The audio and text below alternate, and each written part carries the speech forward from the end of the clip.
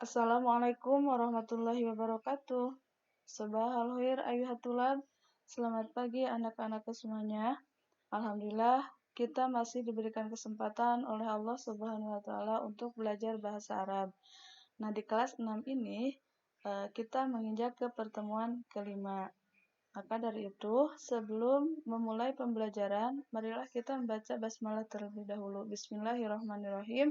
Mudah-mudahan apa yang dipelajari kita hari ini bisa menjadi ilmu yang bermanfaat bagi kita semuanya. Amin.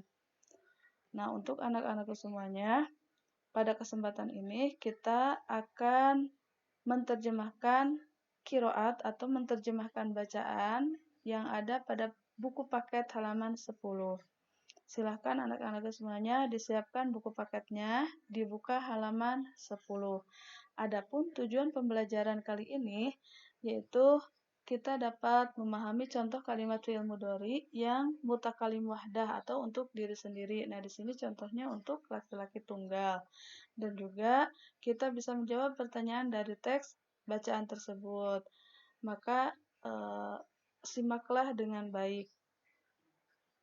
Nah, boleh diperhatikan dulu di sini ada contoh-contoh kalimat fi'il mudhari yang mutakalim wahdah yaitu diawali dengan huruf hamzah. Nah, di sini kenapa diawali dengan huruf hamzah? Karena sebagai kata ganti dari ana. Ana itu artinya saya. Baiklah, kita mulai saja untuk mengartikannya. Bismillahirrahmanirrahim. Sabahal khair. Selamat pagi. Ismi Ahmad. Nama saya adalah Ahmad. Ana tilmizun jadidun. Saya seorang siswa baru. Fil madrasatil ibtidaiyatil islamiyati. Di sekolah dasar Islam. Ana min Jakarta. Saya berasal dari Jakarta. Astaiqidu minan naumi. Saya bangun tidur. Qobla sholati subhi. Sebelum sholat subuh.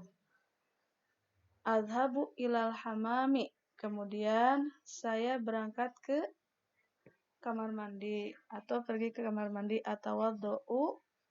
Saya berwudu. Summa usolli subha. Kemudian saya sholat subuh fil masjidi di masjid. Jama'atan dengan berjamaah.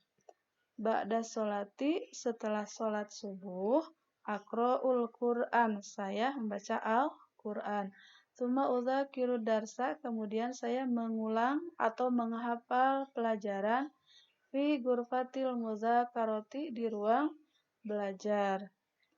Tsumma usaidu ummi, kemudian saya membantu ibuku fil matbahi, di dapur.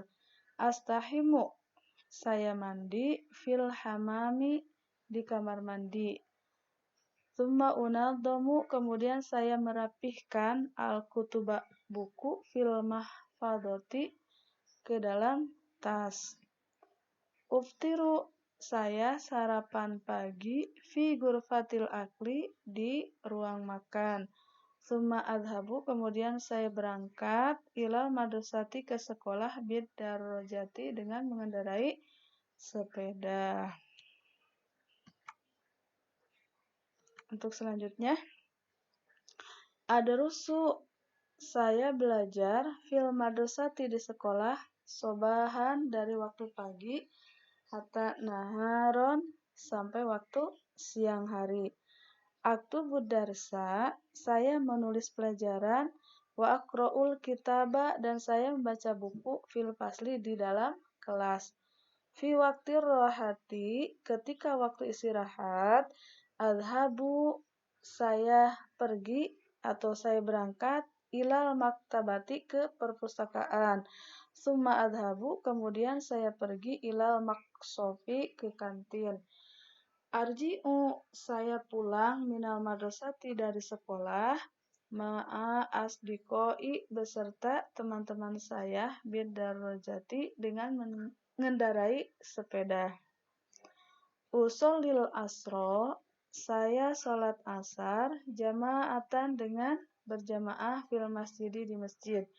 Tsumma adhabu, kemudian saya pergi atau berangkat ilal mal'abi ke lapangan. Untuk apa pergi ke lapangan? Li'al abakurrotal kodami, untuk bermain sepak bola.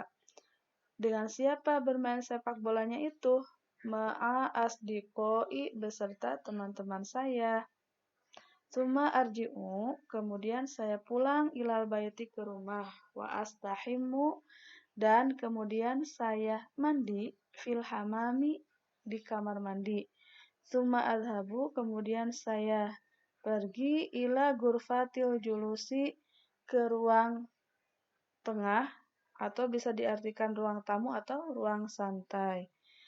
Wa usahidu, dan saya menonton atau faza televisi ma'a usrati, beserta keluarga saya. Untuk selanjutnya, usolil maghriba, saya sholat maghrib fil masjidi, di masjid, jamaatan, dengan berjamaah. Jadi si Ahmad ini ketika sholat pasti dia akan berjamaah di masjid. Summa ata asya, kemudian saya makan malam ma'a usroti, beserta keluarga saya. Di mana makan malamnya itu? Fi ghurfatil akli, di ruang makan.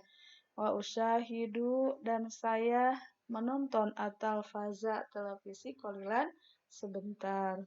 Wa ba'da sholatil isya'i, dan setelah sholat isya, azhabu, saya pergi ila ghurfatil mudzakarati, ke ruang belajar. Wa udzakiru, dan saya mengulang atau menghafal ad-durusa, akan pelajaran.